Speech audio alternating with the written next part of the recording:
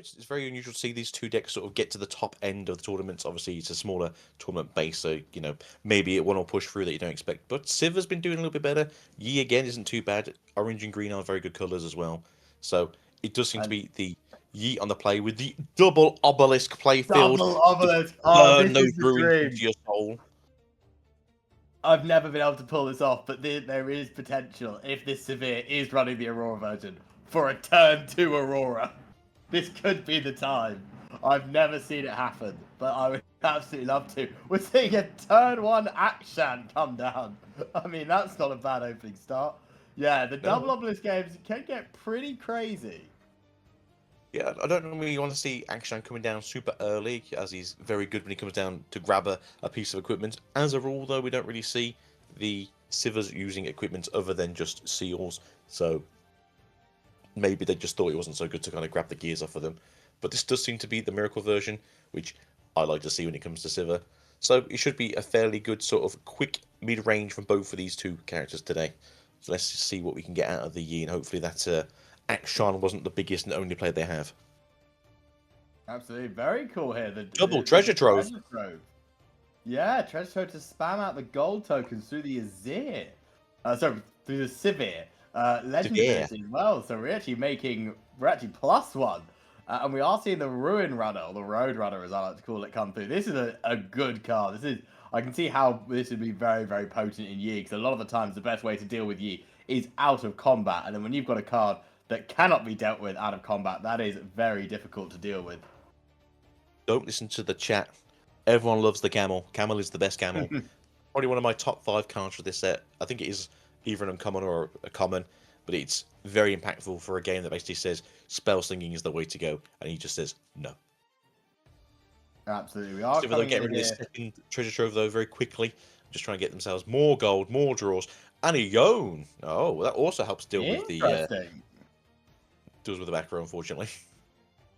Yeah, absolutely. So that Roadrunner is going to want to get on the battlefield as quickly as possible. I think the Yone will be slightly less impactful because, as we know from last year, he certainly does not want to be retreating from battlefields. He is going to build a wall. Unfortunately, the UI hasn't pulled across to the stream, but on the spectator mode, he has put a brick wall as his background on his board. So Yi being very clear with what he's planning to do this game. And we are just going to see the Roadrunner take on. We're going to go up to 3 points. So a solid start, building out a nice background. But a nice wall here from Yi. We've got the Ruin Runner will defend for 7. We're actually seeing a Charm come in as well to bring in this Yone. I mean, we do have 2 ruins open against the Sivir. That's not exactly the safest thing to do. No, I agree. Pretty risky. We're asking to fight or flight, but this fight or flight's going to be on our own Yone, I believe, because obviously we can't target the Ruin Runner. So we're just going to pull it back. Interesting. Yeah. Keep it safe. It's very simple. No issues. Just the classic Stellarcorn Herder, one of an absolute staple in green, I think, nowadays.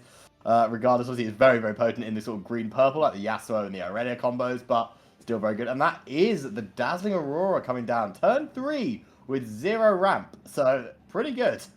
Pretty good. I don't know what this deck is anymore.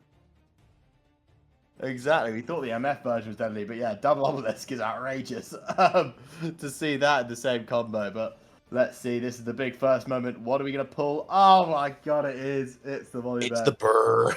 It's the burr indeed. That is always the best one you can hit on your first go. Absolutely incredible card. So yes, you don't really see the burr being played very often, as he basically just takes out your full turn and some of your next turn as well outside of Volibear. But in Aurora, you kind of don't care about that anymore. But the big tank man is here, and he's going to just hold onto a battlefield, and you're going to like it because you don't have a choice. Absolutely. I played quite a bit of Misfortune Aurora in set 1. I played Volibear from hand once. And it did not go well, as I indeed had to spend all 12 runes and do nothing else. So that, yeah. But certainly, when you play Aurora, if it's the first card off the top, you're feeling very, very good about the situation.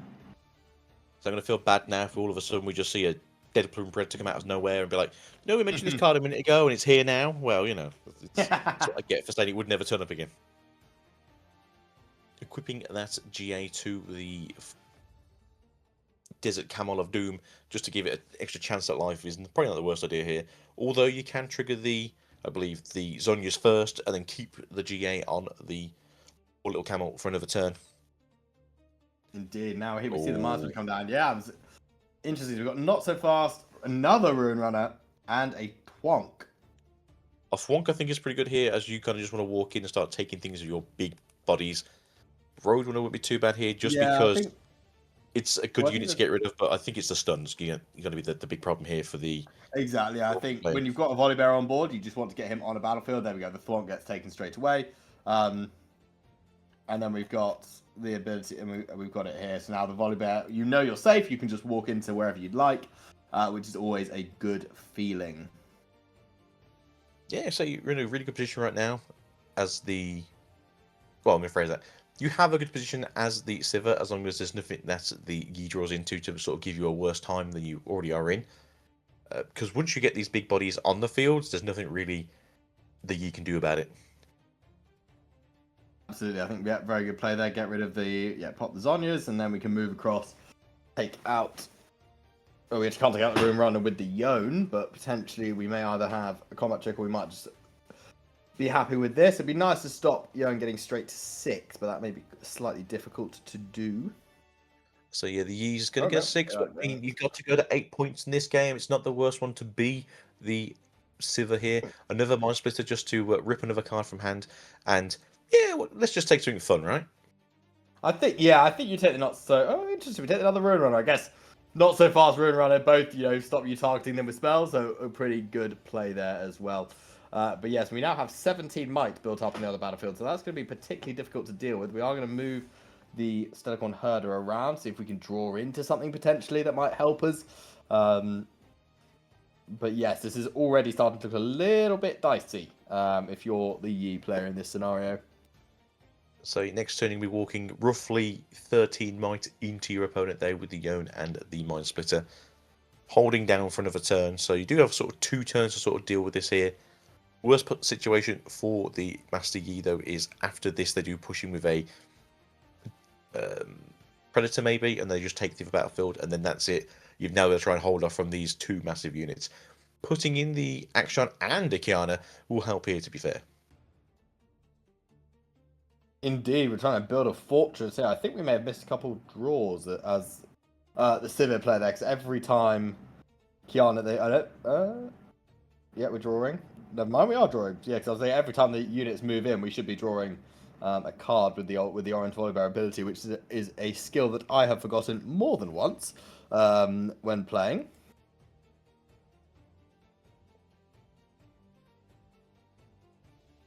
So yeah, it's good to sort of see that the Yi has a plan here. Obviously, they started off a bit slow and obviously built up the momentum very quickly after that.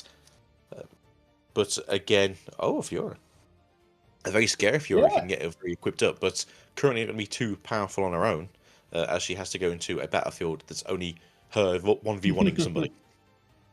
Indeed, I do think there is, potential, especially in Yi, always useful. You're already defending alone, so why not just play around that more? It does become obviously less prevalent when your opponent can play around it, but a pretty cool card. I think very useful for this Yi deck in particular. There are certainly going to be situations where it's very, very strong. We are going to see the Swifties come down, which could then be attached potentially to the Volibear. Yeah. Oh no, the Mind Splitter. Interesting. Okay, so I guess we're looking to move the Mind Splitter across.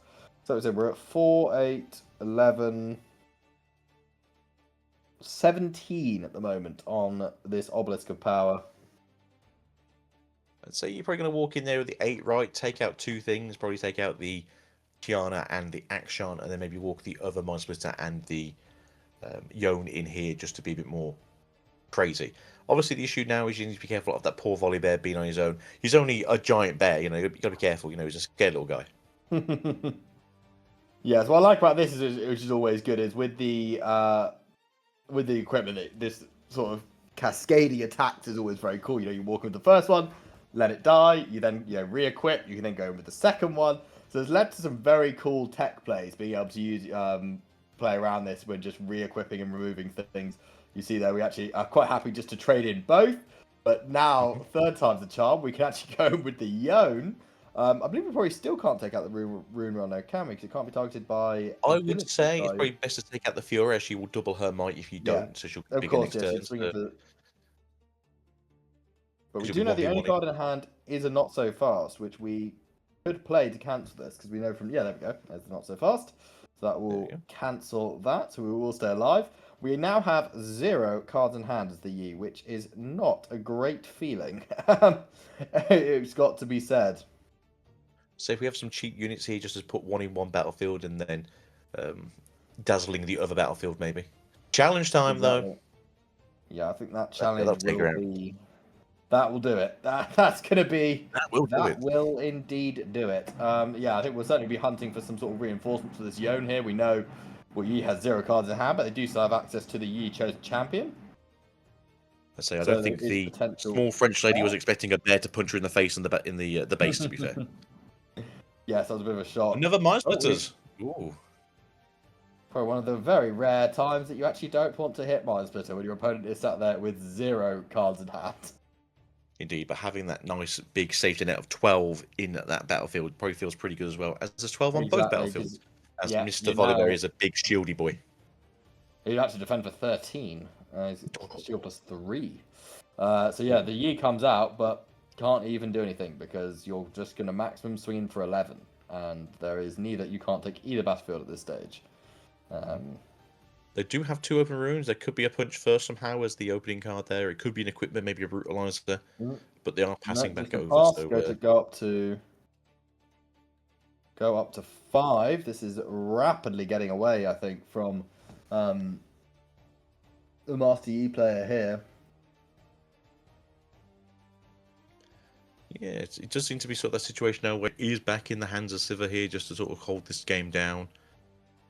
Could they be playing for 4 and 1? Maybe getting the Sivir out herself, put her on the field with Mr. Volibear. There we go.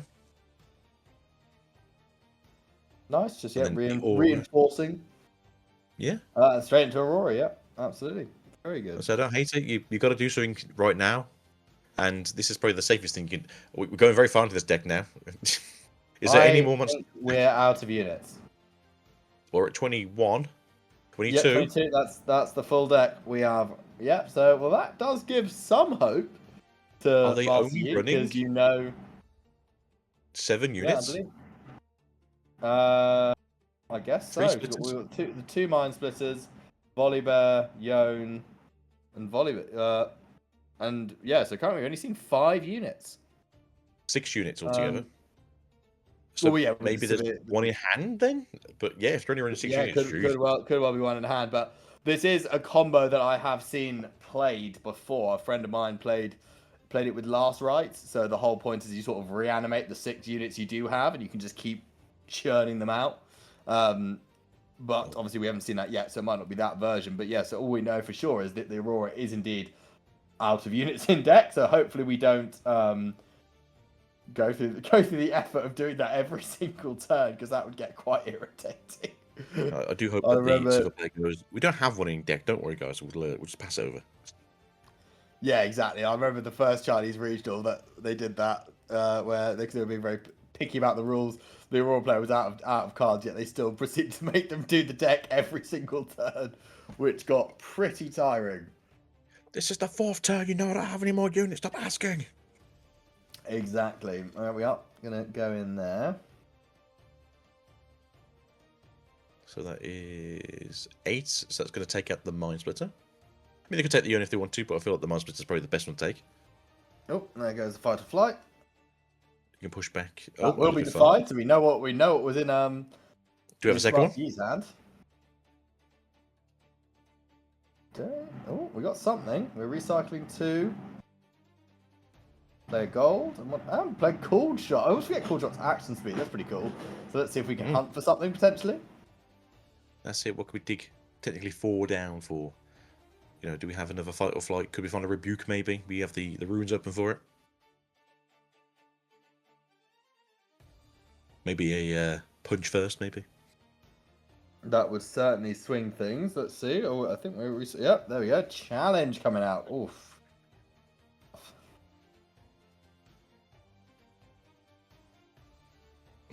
My bear's bigger than your Swordmaster. The bear is indeed bigger. Yeah, They this do is... have 3 open here. This could be a very weird one where it actually turns out to be they have maybe a Defy in hand. Sorry, not Defy, a Discipline in hand or a... Nope, okay. Well, the hand's empty. They've got no hand. Oh, you're right, yeah. Yep, the Defy on the Fight or Flight was the last card. So once again, we are clutching at straws here. I mean, I've tried to sound positive. This game is... I'm very confident this game might be over. I do not see a I'd world say in they which hold a 7 after this one. They can't really take a battlefield down here. They can trade 1 for 1 kind of thing. And then Sivir goes to 7, and then you have to do some miracle works next turn if that's the case. Indeed, it looks like it's going to be a real uphill battle to try and overcome this board. Getting the volley bear off the first Aurora trigger is so tough to deal with. Yeah, no one ever expects a giant bear to fall out of your deck, to be fair. Well, especially not when it's double obelisk and you spend it on turn 3 without playing a single ramp spell. It's a tough place to be. Yeah. Well, it explains probably why they're going undefeated so far, the bear. True. But what do you think for game 2 then, obviously, as this is going to be sort of going the way of the Dodo very shortly? Do you think it's going to be more ramp spells on the side of Sivir trying to get out to the auras quicker? Or do you think they're going to get rid of the auras and go into more of the miracle build? I think we'll probably stick with the Aurora given we played this version. Obviously, Obelisk, interesting to start Obelisk. You saw a lot of, Aurora players often start Aspirants, which I assume is one of the other battlefields they've got because that's another absolute staple. So it'll be interesting to see if we see that come out. You'd assume the Yi probably takes first.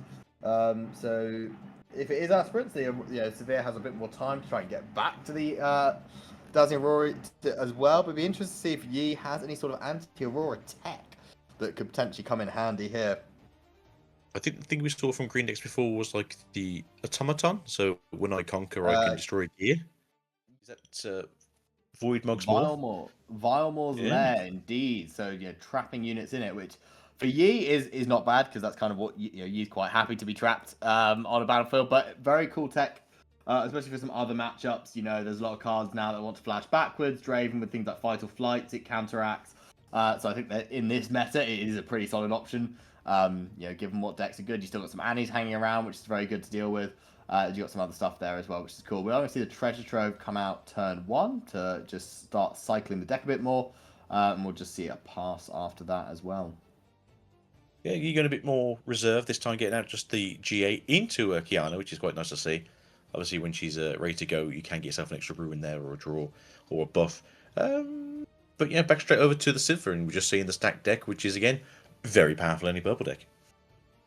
Yeah, this card, I wonder how long this card will be a staple for, because it isn't in every purple deck, and I think there is a good reason it's in every purple deck, so I think we could be seeing it for a whiles to come yet. But it'll be interesting to see if we do anything here. We've got still 4 runes, we've got the gold token that's ready now as well for the Sivir, so we can certainly see if we can cook anything up. We are tapping 3 swiftness, just developing some units, some equipment for later on, which is always useful. And so yeah, I think the only purple deck that doesn't currently run the stat the decks is the Jinx deck, as obviously it doesn't want to have more cards in hand. But that's because it's a specific deck that doesn't want cards in hand, not because it's a bad card. Oh, exactly. Yes.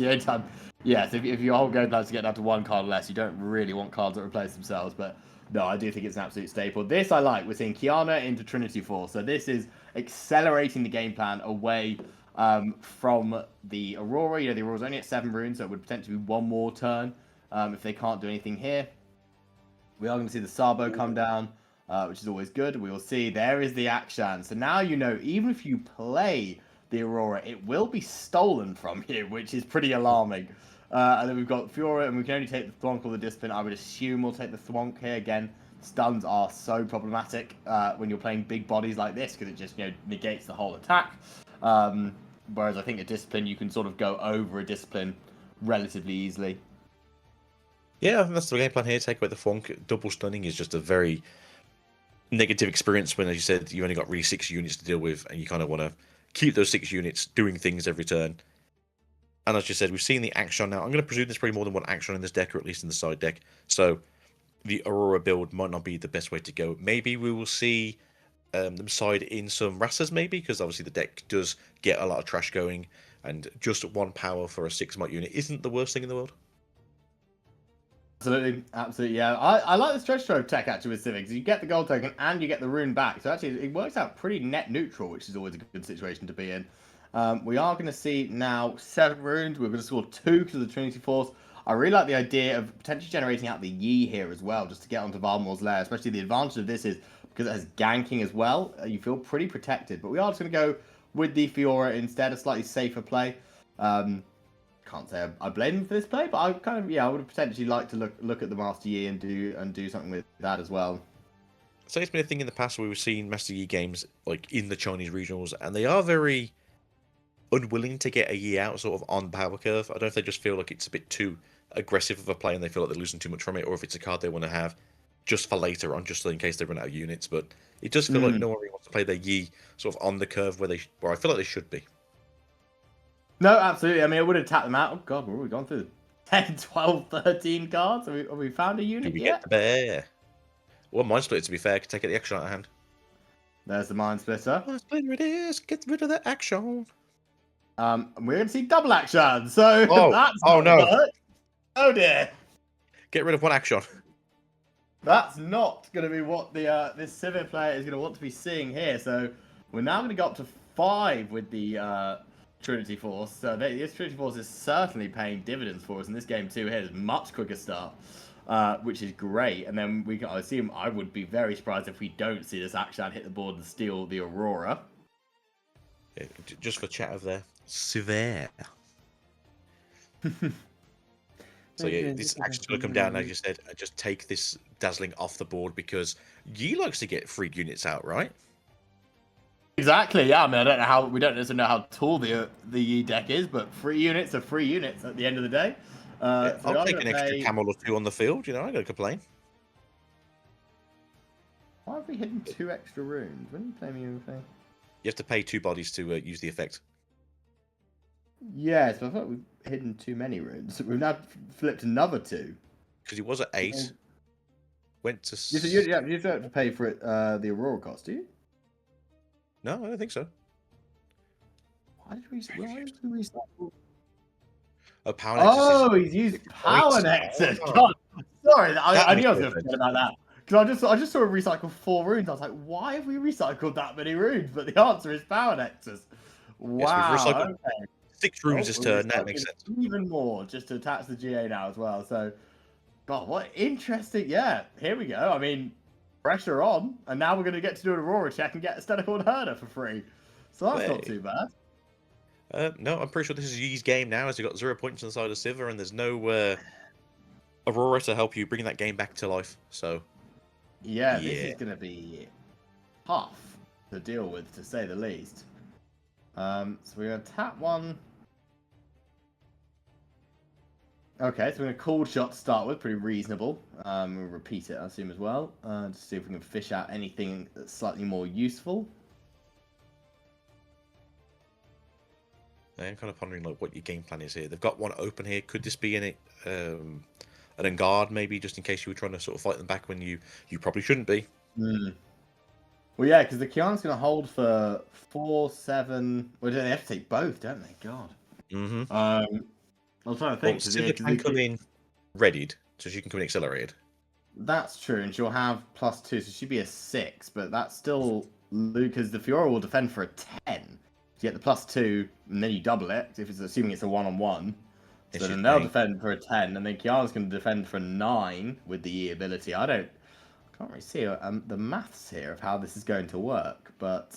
If there's 2 punch first, or there's a challenge in hand, then maybe that's the way you do it. So you challenge first, so she doesn't get the extra bonus off. And then... Well, we're recycling a lot of runes. What do we do? We recycled 2... Okay, so we are bringing out the Sivir. So Sivir's going to come in at 6. So yeah, not 7. 6. Put the boots on, make her 8. Okay, so now we're going to go in with both, so that gives us the ability to... Yeah, because now Fiora won't get the +2, so she'll just defend as a 5. That works. We can then... game plan. How do we get over there, though? That's the question now. How do we return ourselves? Well, I've peeked at. I can see the hands come in spectator mode. I'm not going to tell you how, but I think Is it on the we hunt? have a plan. Is it on the hunt, Mr. Chance? No, I don't think it's that, but that would be very cool. I'm going to say that would be very cool, but I don't think it's that. No, so we're going to see the challenge come out here, kill the action, gets the Aurora back on our side. Okay. That just help. Does indeed help, and then this should. We still got to take off that Kiana. She's just sort of sitting there menacingly. There's the rebuke. For another challenge. A rebuke. That would also help, yeah. Okay, rebuke would help. Now we can start our Aurora check. And the problem for the Yi is we have one rune. So we can't even replay the Kiana. What a gross turn. So we do have an extra new creature in here. Double deflect is pretty good, and then when I hit here, you may deal that much damage to the back. So if you play, no, I don't think. No, you can't play it to a already occupied battlefield, could you? You have to do an empty one. Exactly. You have to. Yeah, you have to conquer an occupied battle. That's interesting. That's a card we didn't see in game one, did we? So that must have been sideboarded in. I'm wondering if that's maybe the count. Take out the bear and put her in instead. Yeah. Absolutely. Yeah. Double so draw. We'll get to draw another card, but the issue we've got here now is we have the Swifties, so we know they can gank across. Yeah, we know they're going to gank us, so we kind of are just sort of leaving there as a sitting duck. Yes, and that's the plan now. Just walk across here. Just give us some heck. I'll say what you do here. Probably just give it to the Void Mind Splitter. Walk it across. It'll be 8 into the 5. You need depending on trick. Yeah. If I'm trying to think, depending on if they do. Okay. Already as it walks out again, get another draw. Yeah. That's less scary.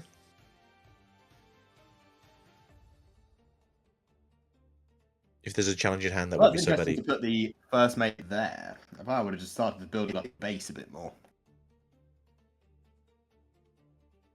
I think they value the Stellar Corn more and just wanted to get back out to get an extra draw. Yeah, no, I guess so. Well, you would say you could. Ooh, we're equipping the GA.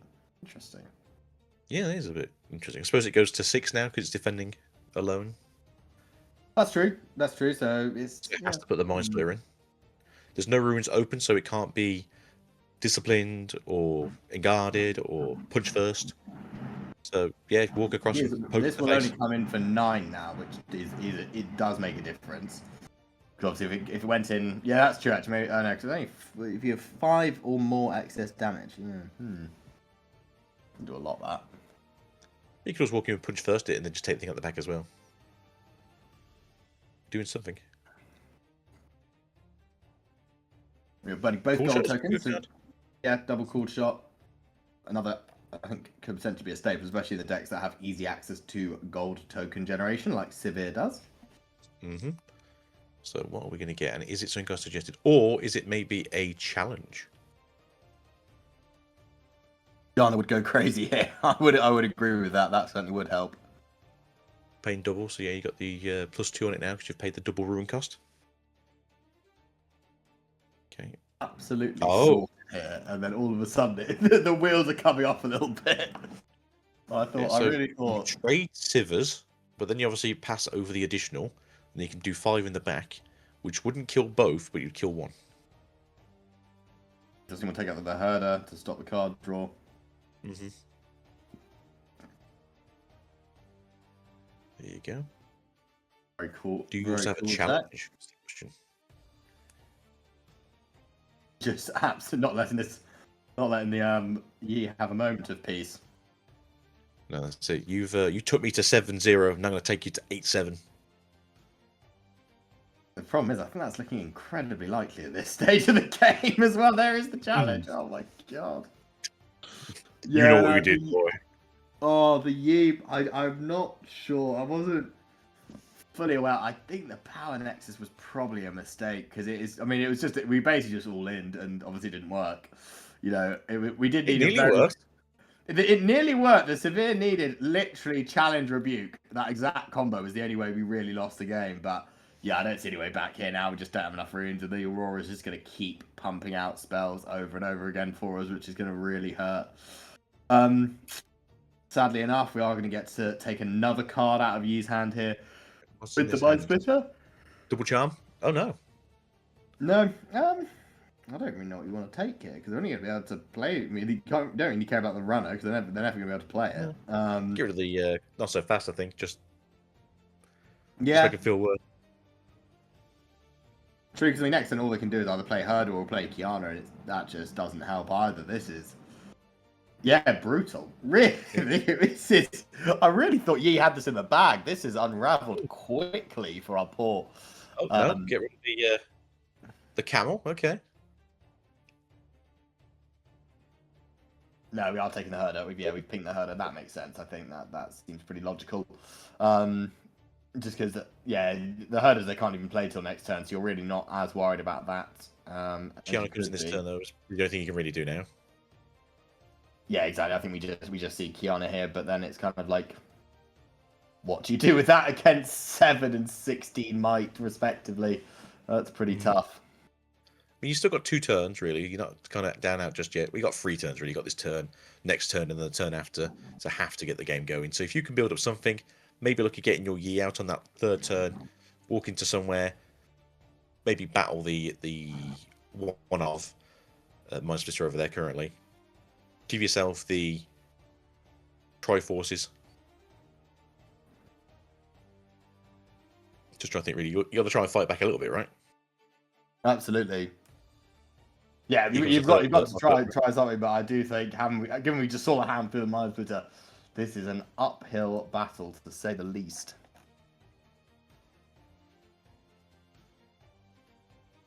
I say, what do you really do as a Sivir now? You just sit there, right? Just hit the Aurora again and go like, I've got 6 open runes. Test me.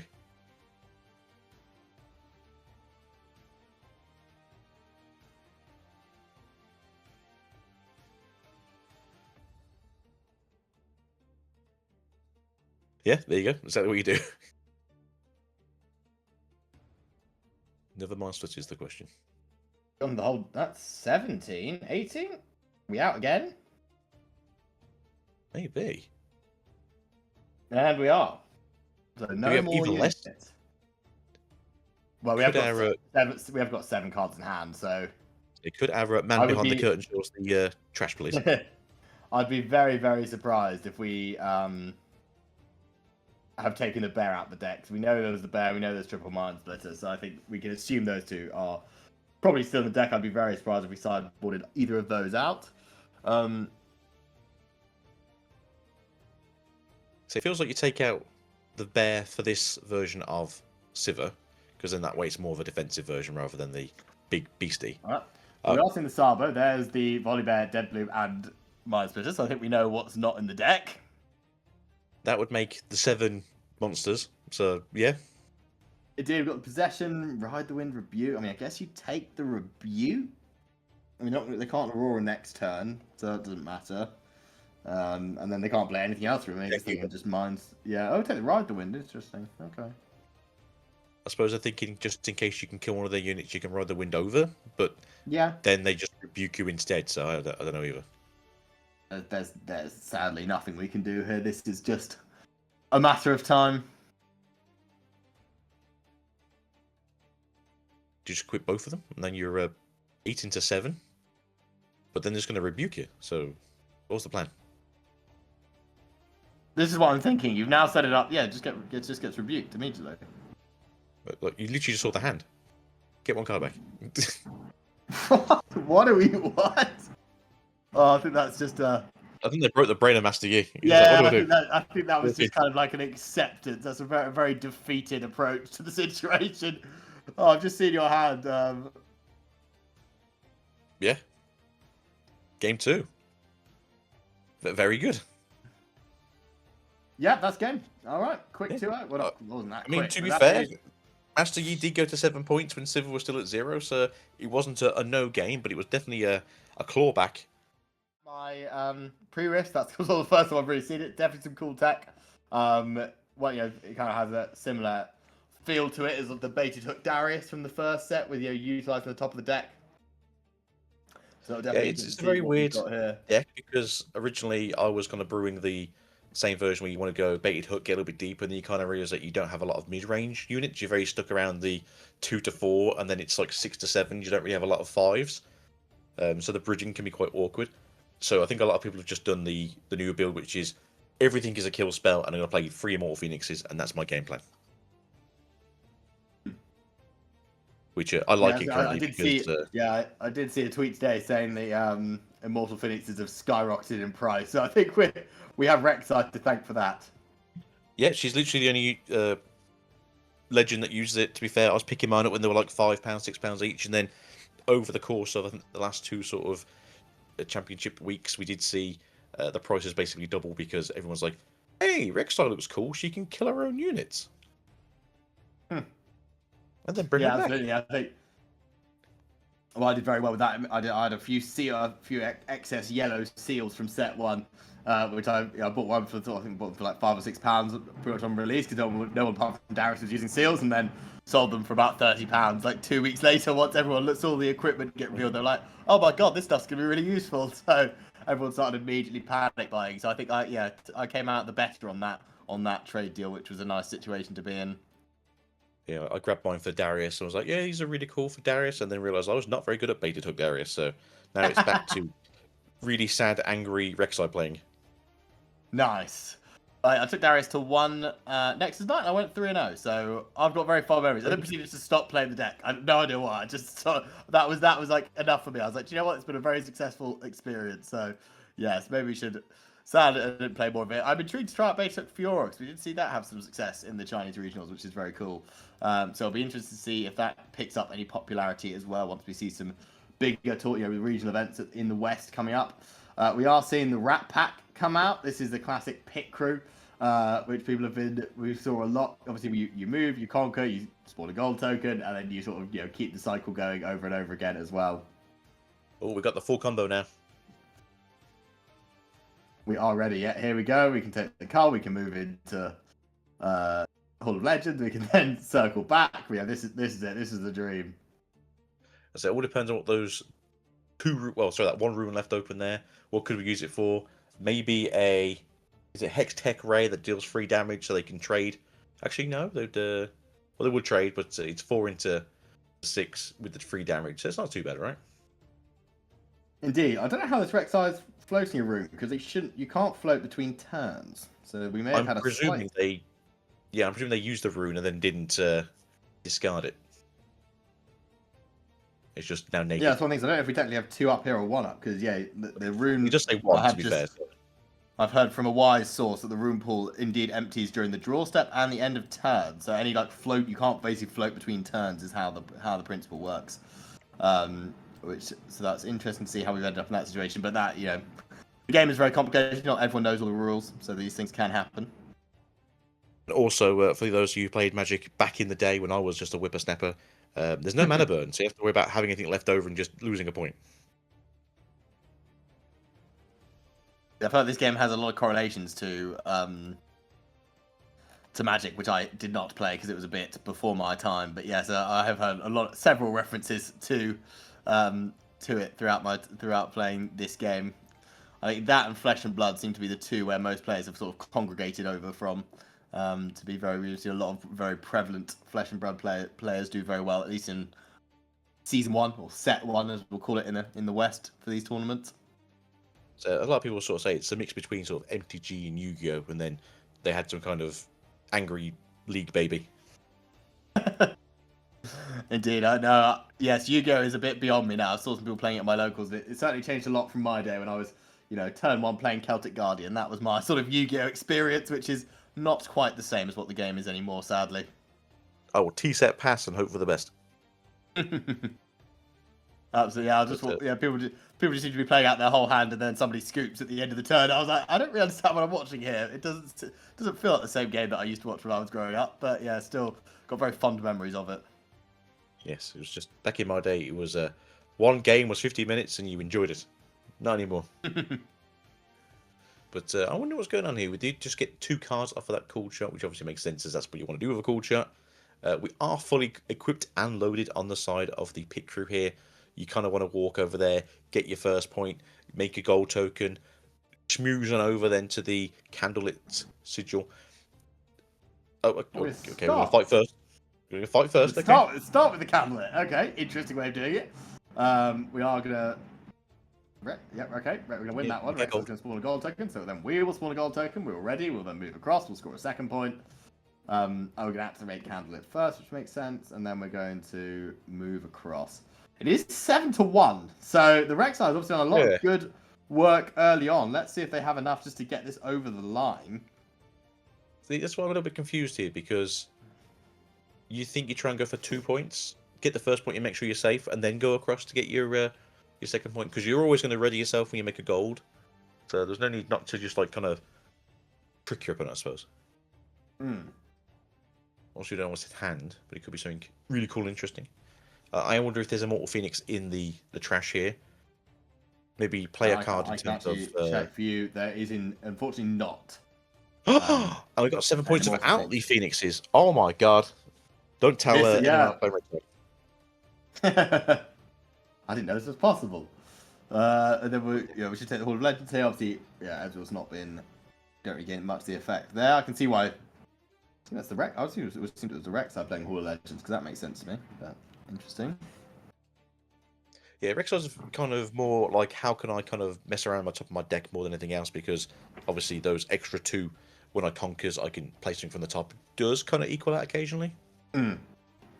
Yeah, that makes sense. We're obviously going to Bellow's Breath here. We're going to take out the Daring Horror with the repeat cost, which I think makes sense. You just want to make sure there's no units sitting back there that could potentially take both battlefields in one turn. I'd say there are some accelerated units that do play in the Rek'Sai deck, so it's not the worst situation in the world. Obviously, I'm watching on a spectator view that can't see the hand. You are. Don't tell me if there's any cool cards in there, but I want to see what's going on in this hand. It's a big hand, 6 cards. Yeah, I'll keep you guessing, but no, it's not looking too bad at the moment. Not looking too bad. This pit crew is currently sitting at a 6 with the equipment attached to it, so decent amount of might. We do see the longsword on board, so we do have the potential to buff up some of our own units if we'd like to as well. So this deck does run Darius's. We could maybe see a Tool of the Week, maybe a Hidden Blade come out here and just take out this poor little pit crew that did everything wrong.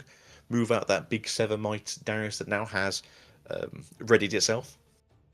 We obviously have Void Rush is also pretty good.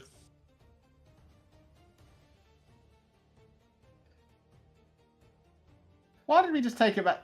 We just take it back and Ezra just drew a card. What's just happened there? That's not how Void Rush works. Yeah, I was gonna, that doesn't sound like a great card. So Void Rush... Okay, no, okay. I think we misclicked and drew a card by mistake. Yeah, that makes more sense. I was like looking at that going, pretty sure that's not how the game works. What is?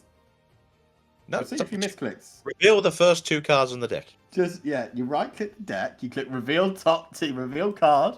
There we go. Now we're there. So we can play it for what? With reduced cost by 2. Is that correct? Yeah.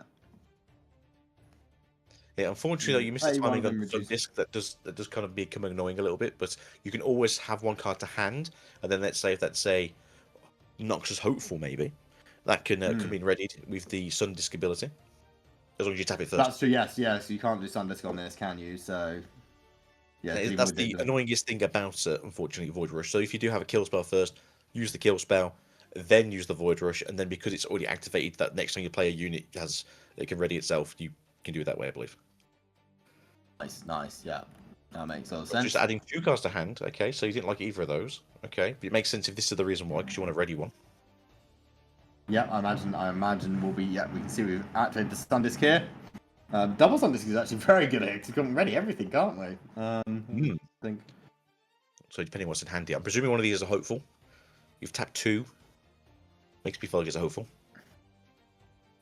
I mean, technically that's how it works, but you need to show that it was on the base first. Yeah, I mean, we've skipped a step, but yes. Sorry Scout, unfortunately, does not have the sneaky deckhand ability, but it is now on the battlefield. We have conquered. They have accepted we've conquered, so we can candle it first. Then we can use the Rek'Sai ability. So we bottom deck the 2 from Candlelit, and we're now viewing the next 2.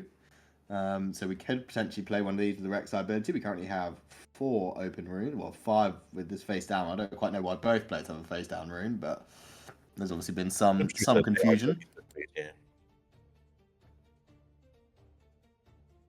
But yeah, we're at 4. It's a bit of a weird one here. The only thing I can think of is, I don't know, because you're kind of in a bit of a weird situation here, because you want to be able to activate the Sun Disc to then get out a readied unit. Indeed.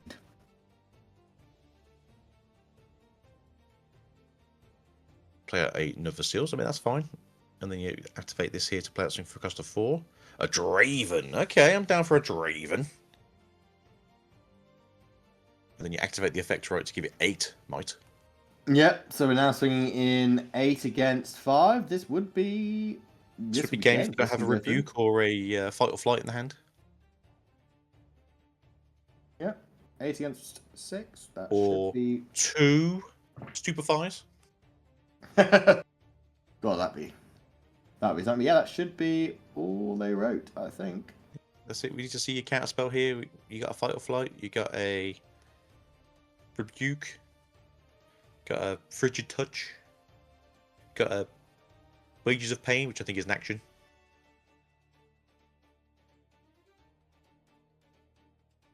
Oh, I've just found this button I can press, which just allows me to see the hands at all times rather than hovering over them. That makes life easier. We got professionals. Yeah, I mean, I can see the hands. This is, I think we just sort of. Did Rek'Sai somehow win? I think Rek'Sai's won. This is groundbreaking stuff, but I think Rek'Sai has this. Damn. I mean, I always knew they'd win. Never any doubt. Never any doubt. Never any doubt. I mean, they were at 7 when we walked into the room, so I probably should I was about to say, we walked in and it was 7-1. I think they must have done some pretty good stuff in the early game to get to that position. We are just seeing... Thank you to a little faith. Come on, you can do this. I believe in you. We've just drawn a card again randomly. I have no idea why.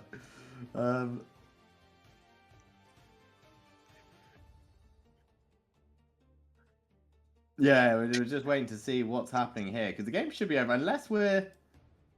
Did we miss a draw last time? I don't think we did because we only played the Bellows Breath, and the Bellows Breath doesn't.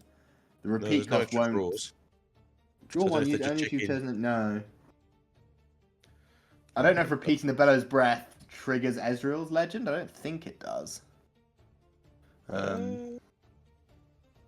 mean, repeat costs do trigger Ezreal.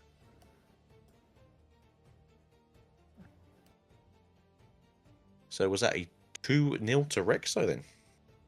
Well, I think it seemed to be we've had a concession. So I think for all intents and purposes, the game is over.